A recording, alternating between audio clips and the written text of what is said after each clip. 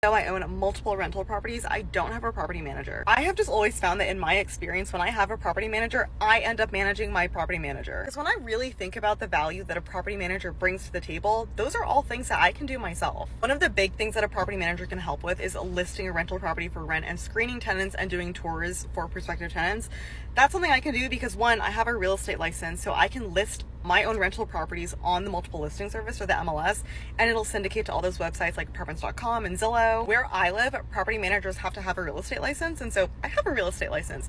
I don't practice property management for other people, but I do manage my own portfolio because it is really helpful to have a real estate license. The other thing that property managers are really helpful for are things like getting the lease agreement written up and signed, security deposit, and then getting rent checks every month and making sure that that all is coming in whole and also on time. Lease agreement part, I have a license, so I can do that myself. And for things like security deposits and collecting rent, I use an automated online platform so that my tenants can set up auto pay for their rent, and it all just gets direct deposited into the appropriate bank account for whatever rental property I'm dealing with. And then if there are any issues with the rental property, usually what ends up happening is the property manager calls me and I have to decide what I want to do with it.